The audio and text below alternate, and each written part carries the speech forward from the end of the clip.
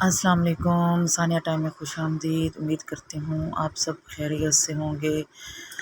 सुबह 5 बजे मैं उठती हूँ, नमाज़ पढ़ती हूँ, उसके बाद बच्चों को स्कूल भेजती हूँ और उसके बाद फिर मैं खुद नाश्ता करती हूँ। नाश्ता करने के बाद फिर मैं घर की सफाई करती हूँ। सफाई करने के बाद फिर मैं थोड़ा सा रेस्ट करती हूँ। तब तक गैस के आने का टाइम हो जाता है तो खाना बनाती हूँ।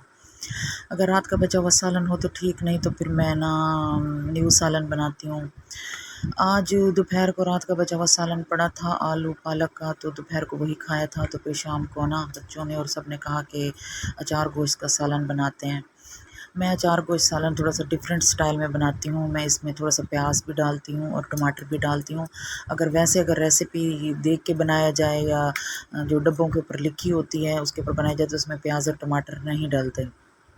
अगर मटन का और बीफ का है तो उसमें अचार गोश्त मसाला डाल के उसको ना 1 डेढ़ घंटे के लिए ना मैरिनेट करके रख दें। अगर चिकन का बना रहे हैं तो उसको फ़ौरन ही मैरिनेट करें और फ़ौरन ही ना पतीले में डाल दें। प्याज ब्राउन हो गए और है ना टमाटर भी ब्राउन हो गए। मैंने ना फिर ये मिर्चें बनानी थी, इसमें ना मैंने मिर्चों में ना वही सिरका डाला और अचार गोश्त मसाला डाला, इसके बीज निकाले और इन्हें मैंने भर दिया। इसके बाद फिर मैंने ना दही में ना चिकन और ना मसाला डाल के ना उसको 5-10 मिनट के लिए रखा हुआ था। मसाला भून गया उसके बाद फिर मैंने ना इसमें डाल दिया चिकन।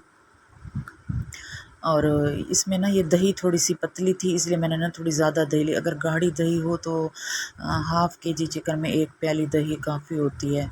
तो मैंने इसको ना इसमें डाल दिया और उसके बाद फिर थोड़ा सा मैंने पानी डाला और पतीले के साथ जो दही लगी हुई थी वो भी मैंने इसमें अंदर डाल दी ताकि ना कोई चीज़ ज़ाया ना हो।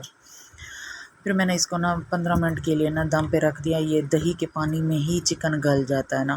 फिर मैंने बीच में इसे चेक किया, ये ना अभी इसमें थोड़ा सा पानी ज़्यादा था। मैंने थोड़ी हल्की आंच की और थोड़ा सा भी चिकन भी गलने वाला था। इसको 10 मिनट के लिए मज़ीद रख दिया। 10 मिनट के बाद फिर मैं आई तो मैं आपको बता नहीं सकती यहाँ पे कितनी प्यारी खुशबू आ रही थी। मैंने हरी मिर्चें रखी 10 मिनट के लिए, फिर इसे दम पे रख दिया और ये ज़बरदस्त बहुत खुशबूदार और बहुत लजीज सालन बना। आप भी ज़रूर ट्राई करें। बकरा ईद आ रही है, मटन का या बीफ का लाजमी बनाएं और मेरे चैनल को सब्सक्राइब करें, वीडियो को लाइक करें और शेयर करें। अपना बहुत सारा ख्याल रखें। अल्लाह हाफिज़।